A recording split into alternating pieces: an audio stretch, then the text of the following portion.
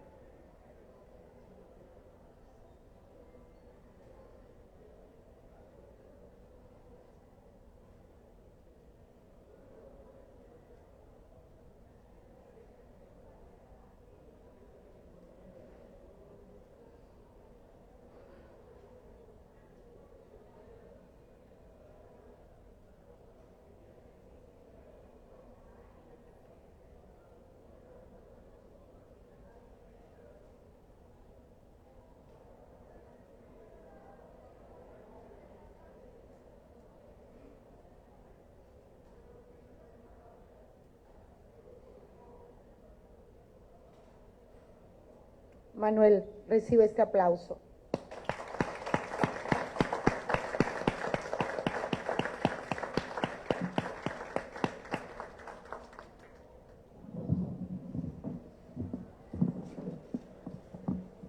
Y como es la vida, la función debe continuar y seguiremos avanzando y caminando y llevando siempre lo más hermoso que son las personas que nos rodean. Y bueno, y el motivo esencial de este evento, pues también es una fiesta al conocimiento, es una fiesta a la cultura, a la expresión, a la imagen.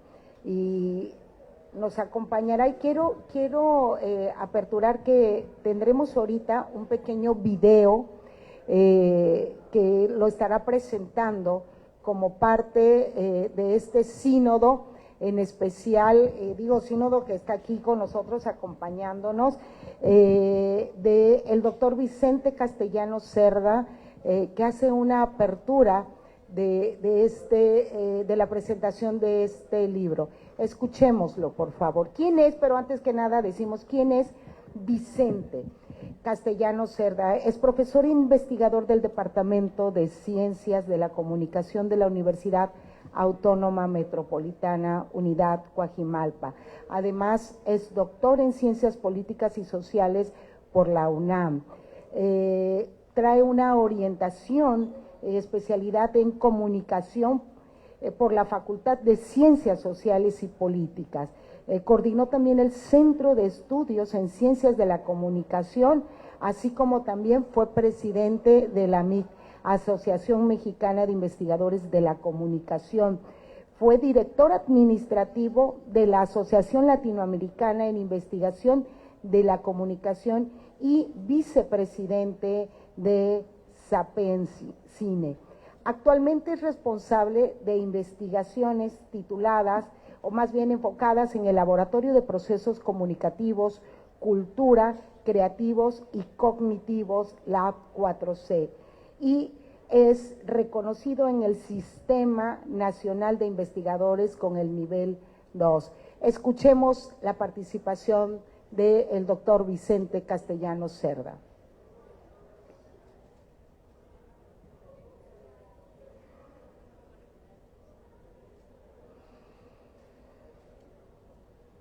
La portada y el título del libro introducen el tema y la propuesta conceptual para pensar el cine en general, pero principalmente nos invitan a conocer el ejercicio de interpretación que el autor realiza a un conjunto de películas. Como lo hacen los buenos stills que suelen exhibirse en las afueras de las salas, la portada del segundo libro sobre el cine de Diego Lizarazo es una composición a partir de la película de Andrei Tarkovsky de 1983, Nostalgia. En el crédito de la imagen se explica que se trata de un acontecimiento providencial que relaciona la hermenéutica de la película con la esquirla de lo que es un hecho extracinematográfico.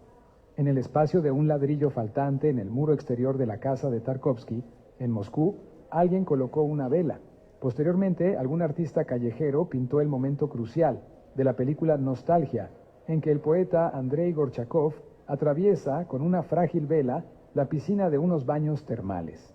Su acción se conecta con el sacrificio que un místico realiza, simultáneamente en Roma, al prenderse fuego con gasolina después de emitir un discurso sobre la indiferencia social. Lizarazo, 2024, página legal. Imaginemos por un momento un jardín con un camino bifurcado. Ambos caminos coexisten, se encuentran y se separan al mismo tiempo. Esta metáfora se aplica a las hermenéuticas de Tarkovsky y a las esquirlas que emergen de su obra. La mirada del espectador fluye a través de la narrativa y del tratamiento artístico, permitiéndole experimentar la esencia del universo fílmico. Esta experiencia no es solo un deleite estético, sino también un viaje de aprendizaje y reflexión, tal como Lizarazo expuso en su primer libro, donde definió la hermenéutica del cine en su doble valencia, intelectual y degustativa. Imaginemos que estamos en un jardín que tiene un camino bifurcado. Ambos caminos existen si están enfrentados, se encuentran juntos y separados a la vez. Lo mismo ocurre entre las hermenéuticas, la película de Tarkovsky, y las esquirlas, la vela en la imagen y el sacrificio del místico en Roma, en la mirada cinematográfica.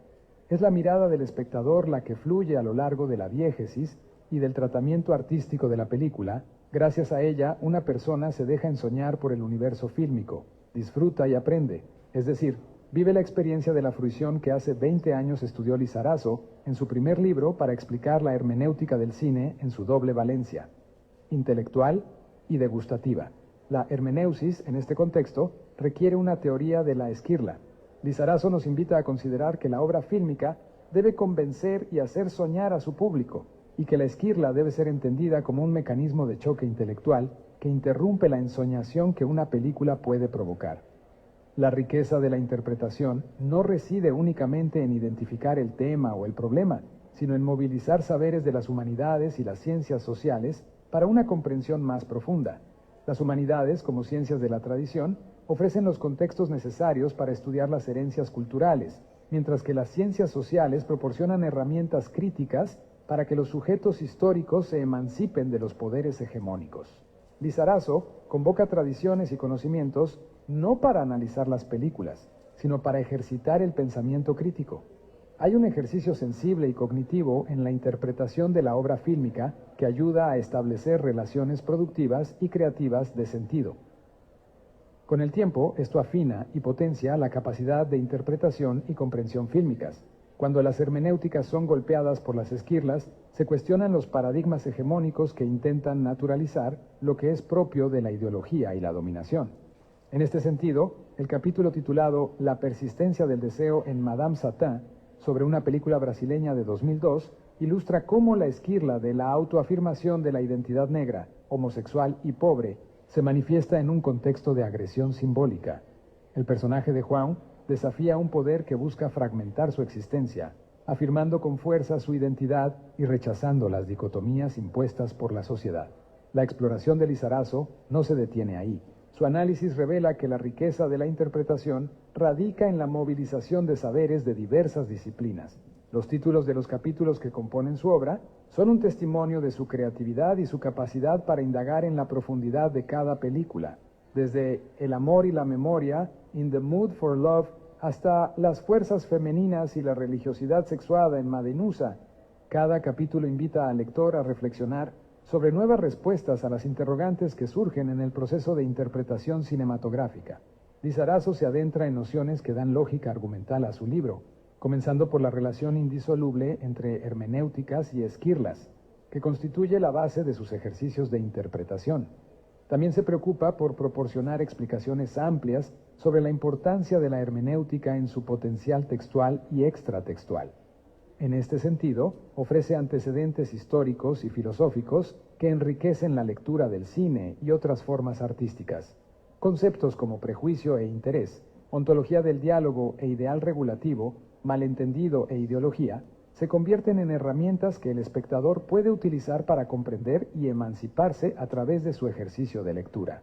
Una noción central que Lizarazo introduce es la de la mirada matriz. Esta mirada no solo hiere la esquirla, sino que cuestiona los valores que sustentan lo que se puede ver o no, lo que se oculta o se muestra. Se presenta como un dispositivo ideológico que organiza jerarquías y axiologías sobre los seres humanos y sus relaciones con el mundo. Sin embargo, la mirada matriz nunca logra abarcar completamente el campo de lo visible y lo invisible. La mirada también puede ser una fuerza de ruptura, una rebeldía ante las hegemonías que intentan limitar nuestra percepción. Lizarazo también debate las diferencias entre la hermenéutica del cine y el análisis de películas, desvelando lo que distingue cada enfoque. Critica el apego a métodos rígidos y estructuras significantes que pueden llevar a una falsa idea de que una película se basta a sí misma para significar algo. En lugar de eso, propone un diálogo de miradas, donde hacer cine implica construir una mirada para compartir con otros, y ver cine significa prestar los ojos para que la mirada de otros se desplace a través de ellos. El cine, así, surge de un encuentro de miradas, un acto poético y productivo que crea una semiosis fílmica para otros ojos. Para que este diálogo de miradas sea verdaderamente productivo, la hermenéutica debe salir de sí misma y encontrarse con diversas teorías, como la política, el psicoanálisis, el feminismo, la ecología y la estética. Estas agendas de saberes son esenciales para renovar las explicaciones sobre las sociedades contemporáneas. En el capítulo La Civil, rebasar el linde, Lizarazo establece vínculos entre dos temporalidades, el tiempo diegético de la película de Teodora Mijay y la búsqueda de una alteridad ausente en los entornos de violencia que viven muchas personas en México. La protagonista, Cielo, busca a su hija desaparecida y enfrenta un sistema sociopolítico cruel e indiferente, lo que obliga al espectador a navegar entre la ficción narrativa y la realidad cotidiana. La película desafía la división conceptual entre ficción y realidad y muestra cómo las víctimas, en su desesperación, pueden convertirse en victimarias. Cielo debe aliarse con el ejército para encontrar a su hija, lo que plantea un dilema moral profundo. Esta situación pone en crisis un modelo de moralidad que distingue entre lo aceptable y lo inaceptable en un contexto donde la vida misma está en juego. La esquirla diegética golpea la narrativa extrafílmica del Estado, revelando la complejidad de las realidades que se entrelazan en la película. Los capítulos sobre Madame Satán y La Civil son ejemplos de cómo la interpretación cinematográfica puede tener una intención heurística, despertando del engaño y revelando las coartadas ideológicas. No se trata de que los artistas deseen alterar los filtros culturales de la mirada matriz, sino de que las lecturas críticas nos permiten comprender la obra en su contexto sociopolítico, liberándonos de las ataduras que pueden limitar nuestra visión. Estos primeros capítulos son una convocatoria a quienes trabajamos en la educación y difusión del cine. Lizarazo nos invita al alejarnos del análisis textual que obliga a hacer hablar a la película y a buscar un camino de creación argumental que aproveche lo que la película comunica sobre sí misma y sobre la sociedad. La argumentación lógica, la citación multimedia y la comprensión teórica están diseñadas para provocar la duda y generar conocimiento a partir de la experiencia de ver una película que se revela como un proceso impactantemente cognitivo. En conclusión, el trabajo de Lizarazo es un llamado a la reflexión profunda sobre el cine, invitándonos a explorar las esquirlas y las hermenéuticas que surgen en nuestra experiencia fílmica. Nos recuerda que la interpretación no es un ejercicio aislado, sino un diálogo constante entre el arte y la sociedad, entre el espectador y la obra. A medida que navegamos por estas aguas, nos encontramos en un viaje que desafía nuestras percepciones y nos invita a cuestionar las estructuras que dan forma a nuestra comprensión del mundo. La mirada cinematográfica se convierte en un instrumento de transformación, una herramienta que nos permite ver más allá de lo evidente y conectar con las realidades que nos rodean. Así, el cine no solo nos entretiene, sino que nos educa, nos provoca y, en última instancia, nos libera.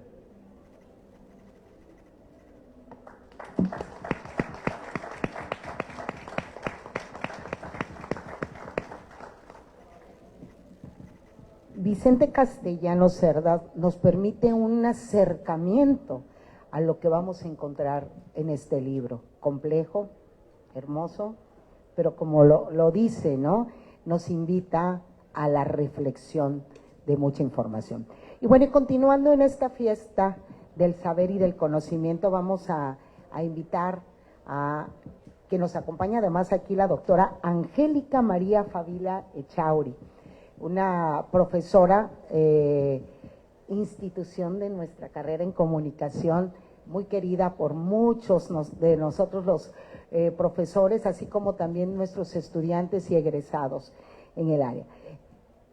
Angélica Favila Echauri es licenciada en comunicación por la UNAM, maestra en tecnología educativa por la Autónoma de Tamaulipas y doctora en comunicación educativa por la Universidad de Baja California, profesora de la UJAT con nosotros en la División Académica de Educación y Artes, en la licenciatura en comunicación, pero también participa activamente en la maestría en intervención e innovación de la práctica educativa y en el doctorado en educación.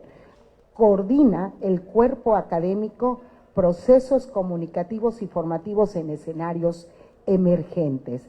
Las áreas de interés en las que se desarrolla la doctora Angélica se centra en los procesos emergentes comunicativos, así como también educación y tecnología.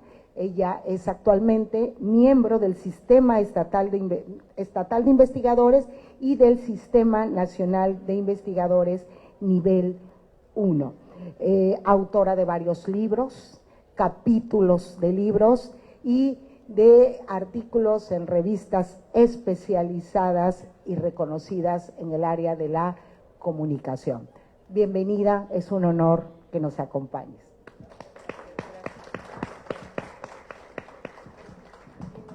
¿Y luego qué hago? Aquí está. ¿Y luego qué hago? Muy buenos días, muchísimas gracias por esa presentación, Martita. Agradezco la invitación de la doctora Flor, mi amiga, que siempre ahí me anda metiendo en complicaciones, pero bueno, esas complicaciones que se agradecen y que me traen hoy a este escenario en el que puedo ver caras familiares, caras muy queridas, no solo de mis compañeros, sino de algunos alumnos que quiero creer que están aquí por su gusto, ¿verdad? Todos. Entonces, pero me da mucho gusto. No sé bajo qué condiciones estén, pero me da mucho gusto que se den la oportunidad de disfrutar de estos eventos que nos sacan del aula y que estoy segura nos dejan, si no aprendizajes, sí muchas invitaciones y dudas para hacer cosas nuevas, lecturas, en fin. Entonces, qué bueno que están aquí, bienvenidos. Bueno, pues primero yo quiero hacer una pregunta: ¿de dónde sacaron esa foto? Que ni yo la tengo, que me manden al fotógrafo porque me veo joven y rozagante, ¿verdad? Sí, bien, les agradezco a los fotógrafos por elegir esa imagen a la que no merezco, ¿verdad? Pero bueno, en fin, pues ya Vicente ha dicho muchas cosas del libro con una mirada pues bastante académica, y probablemente lo que escuchen ahora va a ser un poquito más cotidiano, más en un nivel más sencillo, más terrenal, pero con mucho cariño. Y bueno, como soy requete bien chillona, mejor preferí escribirlo para no caer en desviaciones non sanas.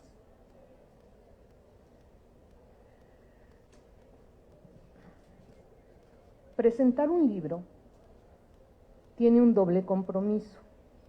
Por supuesto, con el libro y el autor, para no traicionar los designios y derroteros que se trazan en cada párrafo.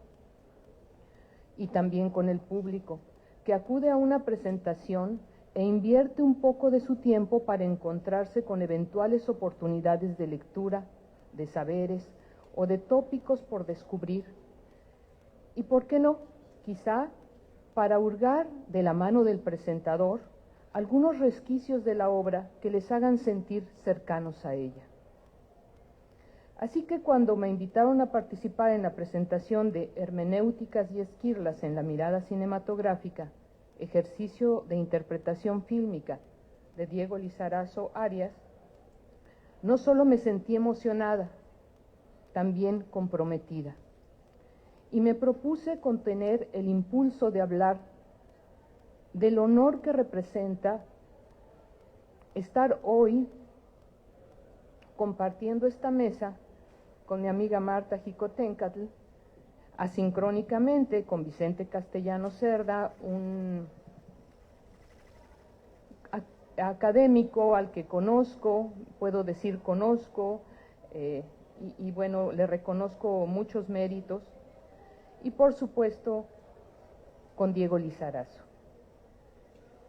amigo, académico, investigador y escritor,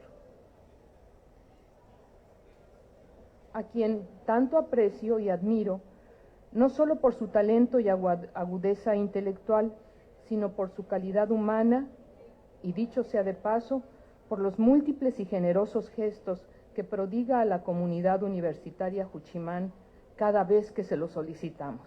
Para muestra de ello, el enriquecedor diálogo que tuvo ayer con los chicos de comunicación, en donde estoy segura despertó mucho interés y mucha pasión. Me propuse también resistir la tentación de narrarles cómo el autor, de hechura sencilla, gesto amable y sonrisa fácil, gusta de las pláticas con amigos, de comer en sitios modestos con sabor a tradición, donde aún se pueden registrar la verdadera naturaleza del pueblo que visita, y de transitar por lugares y paisajes que suelen pasar inadvertidos para muchos ojos, pero no para los de Diego, quizá porque él es un buscador de significados. Eso me propuse, pero como verán, no bien lo logré. Y no lo lamento, porque conocer un poquito del autor nos da pistas para leer la obra. Estos chispazos que lo presentan son, dirían los semiólogos, fases hermenéuticas que contribuyen a develar el sentido del texto. Lizarazo es un filósofo de la imagen, un semiólogo de la filosofía. Leerlo, lo mismo que escucharlo dictar una conferencia, reta audazmente la mirada con la que vemos el mundo, reta los saberes y los andamiajes sociosemióticos celosamente construidos y resguardados, y reclamará en más de una ocasión recurrir al diccionario, algún texto, o a San Google para aclarar significados de un término, para conocer un autor o tomar una referencia de alguna obra aludida. Hermenéuticas y Esquirlas en la mirada cinematográfica no me desmiente. La obra se articula en torno a dos términos que nos retan a encontrar su sentido cuando se imbrican para guiar la mirada del lector-espectador a un encuentro singular con 12 obras cinematográficas cuya selección, confiesa el autor, y cito, no tiene más sustento que el gusto personal que presumo compartido por otros y por otras. No debe buscarse entonces un hilo conductor. Solo se trata, afirma más adelante, de obras que por distintas razones resuenan para mí como experiencias relevantes. Termina la cita. Pero que esta no sea una afirmación que nos engañe. Como lectora, percibo que un dejo hedónico envuelve la escritura de este ejercicio de interpretación fílmica. Una cuota de placer discurre en cada análisis, en cada trama referida. y es esta una condición que se agradece en cualquier texto, especialmente en el ámbito académico. Dicen que el amor y el dinero no se puede disimular, y en Diego no es velada la fruición fílmica, el disfrute que experimenta, producto de la conexión emocional, intelectual y estética que logra en la obra audiovisual. En esta parte me había propuesto hablarles de esta muestra de amor que encierra el libro al describir la portada. La portada es bellísima, pero más bella es cuando uno abre el libro y en la página legal encuentra que la portada es obra de Diego Lizarazo. Es una construcción, es un fotograma que él hizo, como ya lo explicó Vicente, con dos partes. Me voy a permitir, porque no tengo el lenguaje tan florido como lo hace Diego, para describir esta composición. Me disculpo porque esta ya lo hizo Vicente, pero quiero que lo disfruten, que entiendan la relevancia y la hermosura de la portada. Esta imagen en portada, Diego Lizarazo, y abre un recuadro que dice composición con fotograma de Nostalgia, de Tarkovsky, 1983, y con la fotografía de un mural callejero, una y otra. El mural proviene de un acontecimiento providencial. En el espacio de un ladrillo faltante, en el muro exterior de la casa de Tarkovsky, en Moscú, alguien colocó una vela. Este lado. Posteriormente, algún artista callejero pintó el momento crucial de la película Nostalgia, en el que el poeta Andrei Gorkachov atraviesa con una frágil vela la piscina de unos baños termales. Su acción se conecta con el sacrificio de un místico que realiza simultáneamente en Roma al prenderse fuego con gasolina después de emitir un discurso sobre la indiferencia social. Actualmente siempre hay luz en el muro porque los vecinos ponen una nueva vela cada día. Si nosotros no leemos este recuadro, no le damos probablemente o no entendemos el significado a la portada. Y por eso digo que el amor no se puede disimular y que esta obra está hecha con amor. Continúo. Con este entusiasmo, ante los ojos del lector, discurrirán escenas provenientes de Oriente y Occidente, del sur y del norte, descritas con detalle para mitigar la ansiedad de aquellos lectores que, como en mi caso, al revisar la filmografía base del texto, se sientan eclipsados por su cultura fílmica. La recreación que Diego hace de tramas, imágenes, diálogos y contextos a través de la palabra soporta y faculta la comprensión de las develaciones que hace en los capítulos en los que, inmerso en cada narrativa fílmica, se aventura a transitar por las hermenéuticas que entretejen sus sentidos. Cito, para dar cuenta de una experiencia de sentido y vida que la cinematografía dispone para la mirada, con apertura para pensar lo que el film da a pensar y sentir lo que da a sentir. Cierro la cita. Así como señalar las esquirlas, estas formas disruptivas capaces de colapsar el sistema de significaciones con las que es alcanzada la trama, la imagen, la sonoridad, las estructuras, o bien narrativas, o bien sociales, o incluso los esquemas psicológicos que soportan los personajes. Es decir, las rupturas que en un film despliegan nuevas posibilidades de visibilidad y estesis hasta ahora inesperadas. Dice Diego en su texto que, cito, la imagen nunca es solo un trozo del mundo recortado por la cámara. El creador de imágenes hace de su mirada una obra visual que entonces también mira. Cierro la cita. Esta mirada se vivifica cuando es vista por otros, los espectadores, que están llamados, ojo, no a recrear, sino a co-crear la obra, a sentirla e interpretarla. En esta lógica, el autor deambula las miradas de Paolo Pasolini, de Tarkovsky, de Herzog del siglo XX, pero también de Claudia Llosa, de Teodora Mihai, de Atom Egoyan, entre otros directores de este siglo, para erguir su mirada que mira, pero que también busca ser leída y discutida, y dar pretexto de aprendizajes para otras miradas.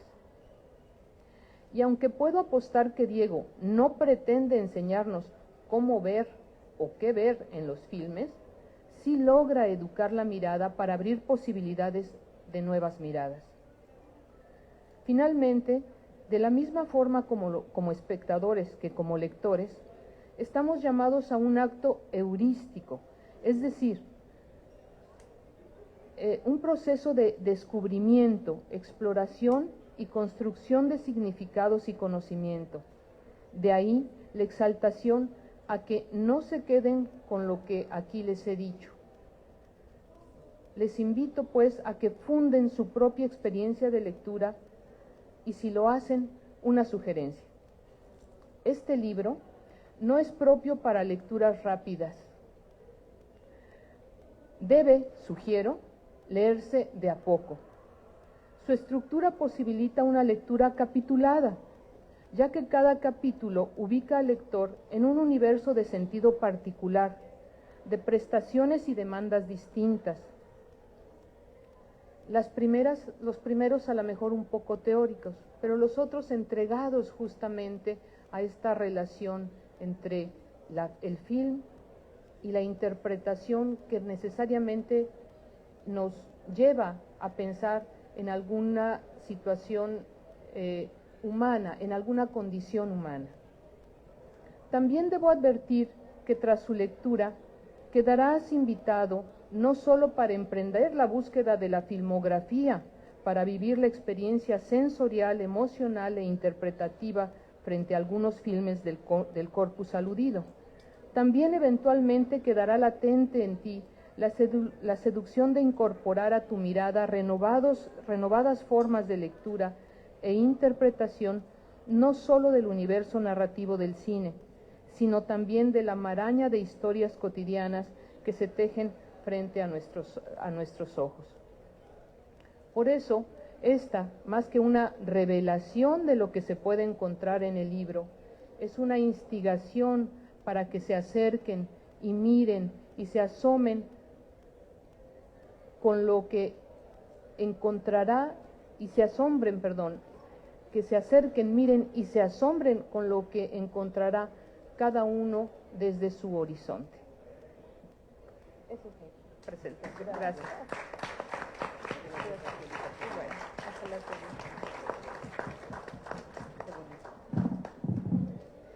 Doble reconocimiento, una voz realmente maravillosa y la emotividad con la que se plasma y se comparte esta experiencia en la lectura de este libro. Y las recomendaciones esenciales para que nosotros también nos vayamos acercando, y digo nosotros como lectores ante esta obra, ante este nuevo saber y esta nueva mirada que nosotros vamos adquiriendo también, porque necesitamos aprender a ver de otra manera, no como esas habilidades y esa función que tenemos nata, sino a ver realmente a partir de todo el bagaje y experiencia que vamos teniendo. Y continuamos la participación de este evento, obviamente que con la presentación y la recreación de la construcción de esta obra, nada más y nada menos con el autor Diego Lizarazo Arias, que además ha sido un cómplice con la Academia de Comunicación, ha sido un cómplice con nosotros en muchos proyectos que han sido significativos tanto para la consolidación de nuestra carrera como también la consolidación y la formación de muchos de nuestros profesionales de la comunicación. Bienvenido, Diego Arias, con nosotros. ¿Quién es? Vamos a decir, antes de poder darle la palabra a Diego, adoptado hijo mexicano, eso es esencial, profesor de tiempo completo de la Universidad Autónoma Metropolitana, miembro del Sistema Nacional de Investigadores Nivel 3, ha ganado premios en las áreas de investigación en la UAM, también ha sido investigador en las áreas de ciencias sociales y humanidades, obteniendo premios internacionales de filosofía estética y Premio Nacional de Ensayo sobre Fotografía. Es autor de más de 100 artículos sobre hermenéutica de la cultura, teoría de la imagen y filosofía del lenguaje, tanto en revistas arbitradas como indexadas. Autor de 11 libros individuales y coordinador y coautor de 18 libros colectivos, obviamente vinculados a este mismo tema. Podemos enlistar entre ellos íconos, figuraciones, sueños, hermenéutica de las imágenes, símbolos digitales, Kafka, las escenas de dislocaciones en las corporalidades contemporáneas, hermenéutica, que es la presentación de este libro actual, hermenéuticas y esquirlas en la mirada cinematográfica. Obviamente podemos reconocer que es ganador de grandes premios de televisión de América Latina en la serie Interferencias, Irrupciones al sentido común sobre la teoría crítica contemporánea. Pues sin más palabras, Diego, bienvenido. El micrófono es tuyo.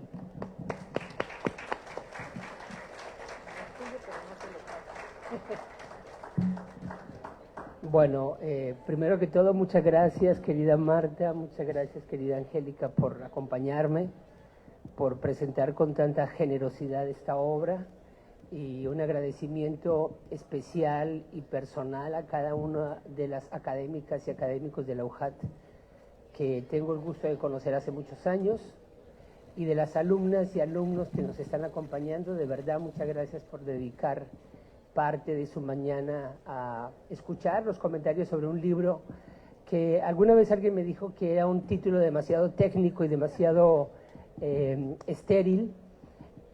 Fue un título muy académico, pero tenía razón, pudimos ponerle un título más atractivo, quizás más retórico, una buena metáfora. Eso he intentado en otros libros, pero en este, bueno, salió, digamos, ahí el trasfondo académico y por eso se llama de esa manera. Efectivamente, como decía Vicente Castellanos en el video que nos mandó, por cierto, les quiero comentar que este video lo hizo Vicente Castellanos con inteligencia artificial,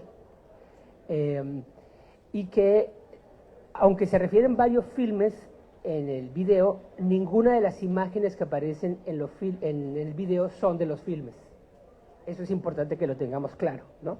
Porque ahí habla un poco, justamente habla de nostalgia, la película de Tarkovsky, hace referencia a las películas de Pasolini, etcétera. No vayan a pensar que esa es la imagen de Tarkovsky o esa es la imagen de Pasolini. La imagen de Tarkovsky es profundamente más rica, compleja, pregnante, y eso mismo ocurre con la imagen de Pasolini, que tiene otras características. Pasolini, digamos, produce una suerte de imagen cruda, mientras que Tarkovsky produce una imagen siempre onírica. Digamos que la característica de la imagen de Tarkovsky es su cualidad onírica, esta posibilidad de introducirnos en una suerte de sueño metafísico frente a Pasolini, que lo que hace básicamente es despertarnos, ¿no? Entonces ahí hay como, se podría incluso hablar en este sentido, ya que me metí por aquí, se podría hablar de que grandes directores y directoras producen una visualidad. Así como respecto a la pintura, uno puede decir que hay un estilo de Caravaggio, por ejemplo, o que hay un estilo de Rafael. También se puede decir que hay propiamente un estilo visual de Buñuel o un estilo visual de Marta Llosa, ¿no? De Claudia Llosa. Bueno, como decía Vicente, este libro digamos que es el complemento de un libro que escribí hace ya 20 años, que se llamaba La fruición fílmica, y en el que procuraba dar cuenta, un poco a contrapelo, porque en ese tiempo los paradigmas dominantes de análisis y abordaje de la cinematografía eran de tipo estructuralista. Entonces, básicamente lo que hacían era plantear una metodología que permitía analizar la obra fílmica como una especie de máquina productora de significado, es decir, una estructura revisada de los bordes del filme hacia adentro para descifrar los mecanismos a través de los cuales se produce, por ejemplo, la narración o el conflicto entre personajes, o la manera en que el filme produce una curva emocional en los espectadores. Pero esos modelos formalistas, básicamente de origen norteamericano y anglosajón, inglés, algunos modelos franceses también eran los modelos dominantes de su tiempo, y como digo, analizaban, yo le llamaba así la obra fílmica de manera inmanente.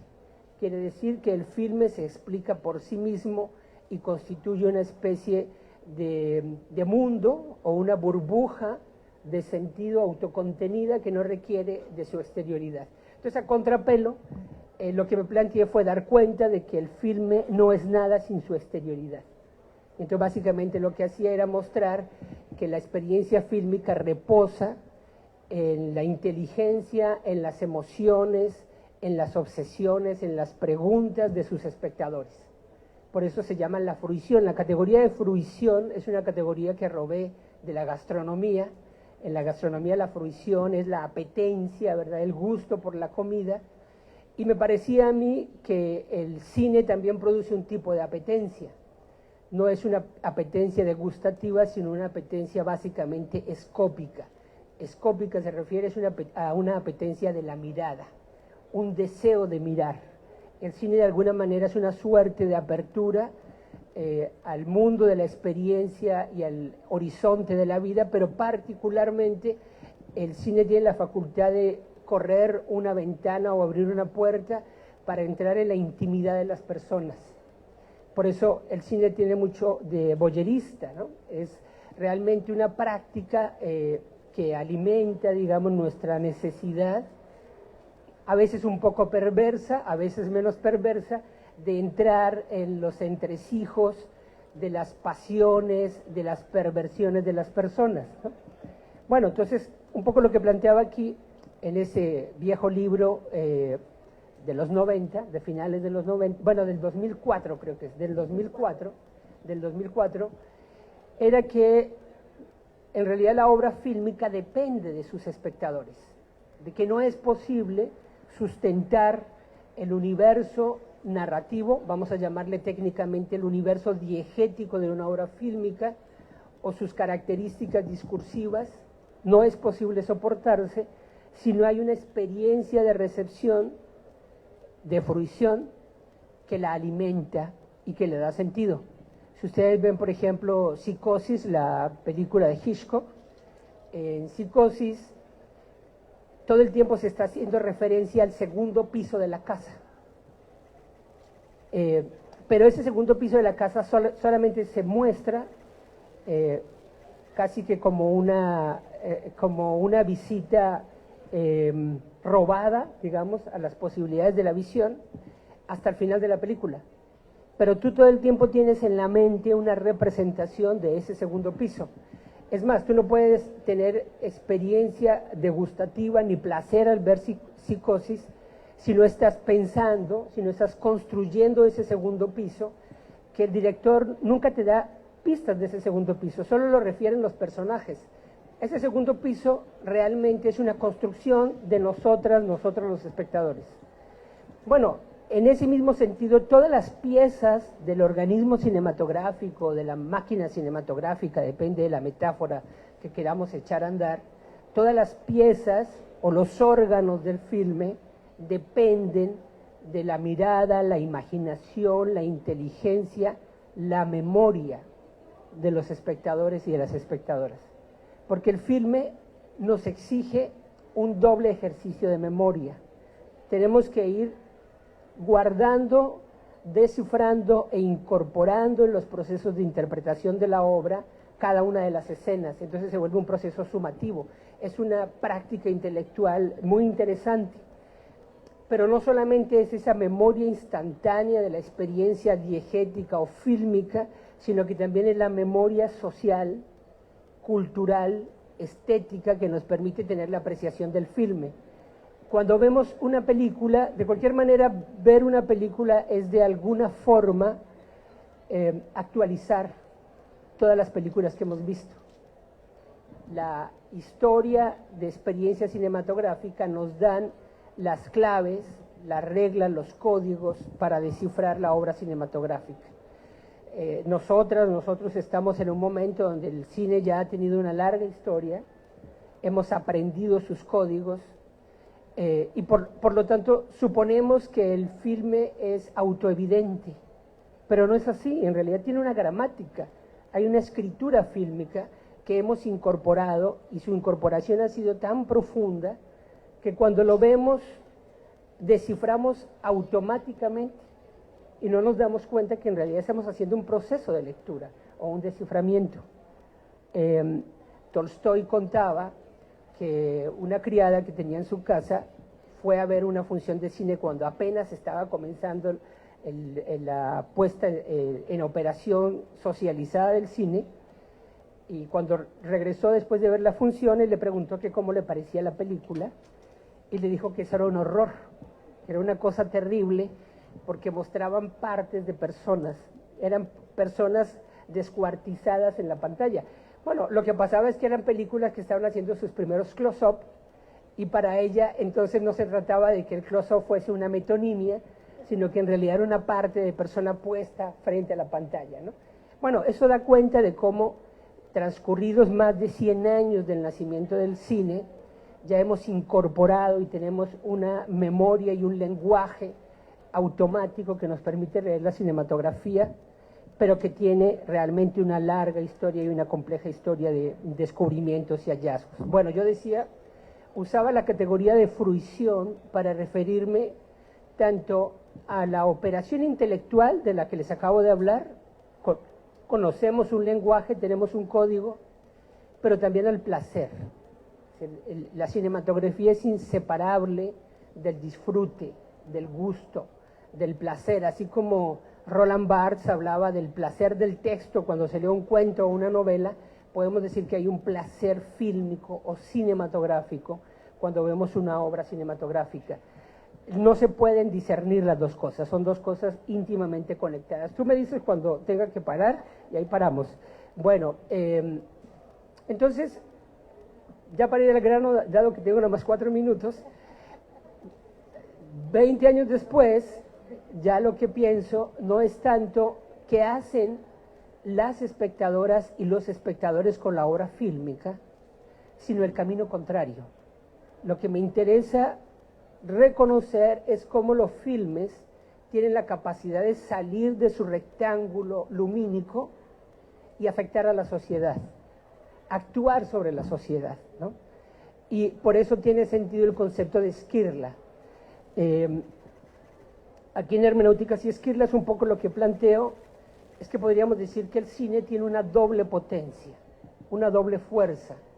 Por una parte, en la medida que respeta las reglas de construcción narrativa, las reglas de construcción diegética, el cine nos mete en una especie de sueño. Es como una conquista de la ilusión. Cuando ve uno una buena película, la buena película es la que tiene la capacidad de meterte en ese mundo imaginario y olvidarte relativamente de las condiciones pragmáticas e incluso de tu vida. Si una película tiene la capacidad de capturarte, mientras que estás viendo la película no estás pensando que tienes que pagar la luz o que no te alcanzó la lana para la colegiatura de los hijos, todo eso se pone en suspenso y se deja de lado y nos entregamos, es un proceso de entrega, ¿no? Es decir, disponemos nuestra sensibilidad, nuestra inteligencia, nuestro gusto, todo lo ponemos al servicio de la película, del filme, y entonces se produce esto que podríamos llamar un viaje de ensueño. una progresiva interiorización en el mundo imaginario, en la hipótesis de mundo que narra la película. Pero pienso que hay ciertos filmes, si el tema de involucrarnos en una narración que nos mete en un sueño es una exigencia para todos los filmes, algunos filmes lo logran y otros no, muchos no tienen esa capacidad. La segunda potencia es exclusiva solo de algunos filmes. Es lo que llamo la imagen esquirla. Es la propiedad que tienen ciertos filmes de lanzar imágenes que, al contrario de meternos en el sueño, nos despiertan.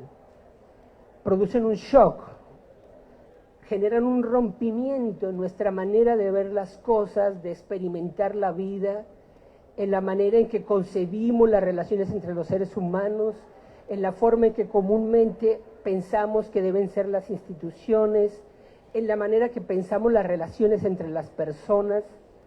La esquirla es un mecanismo, es un dispositivo que producen los filmes, solamente ciertos filmes, con esa cualidad, para introducirse, le llamo yo, en el ojo de la mirada matriz entendida como las formas de mirar hegemónicas, las formas de mirar dominantes, las que gobiernan el mundo social, las que nos muestran día a día los medios de comunicación, la publicidad, la política, y que nos están diciendo las cosas son así y es natural que sean así, las jerarquías son así y es natural que sean así, las personas deben ser esto y solo esto.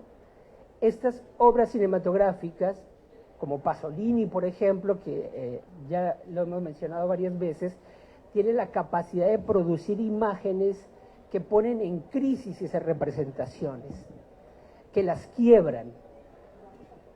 Y en ese sentido nos produce una especie de despertar.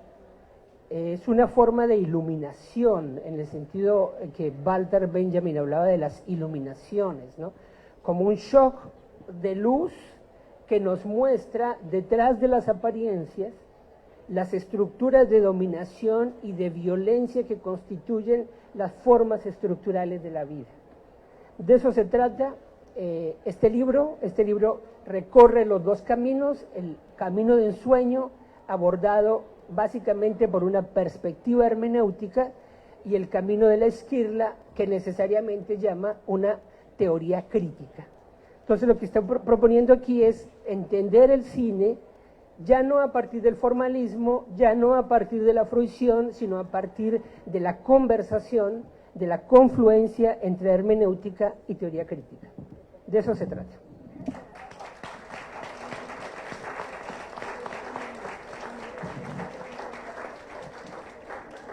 Quienes conocemos a Diego saben, puede pasar horas y horas hablando y además apasionándonos con el tema, la imagen, la mirada y la pasión con la que nos los muestra.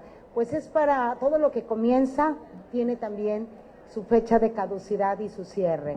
Y agradecemos, Diego, la visita que tuviste con nosotros para presentar este libro.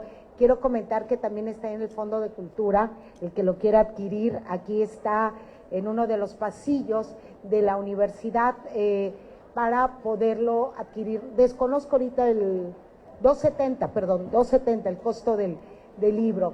Y bueno, agradecemos a nombre de la Universidad Juárez Autónoma de Tabasco, así como también de la Dirección de Difusión Cultural que ha organizado este evento, y obviamente quienes nos acompañan aquí en esta ocasión, y obviamente a nuestra cómplice y Flor de Lis, que ha sido la culpable de que estemos acá. Gracias.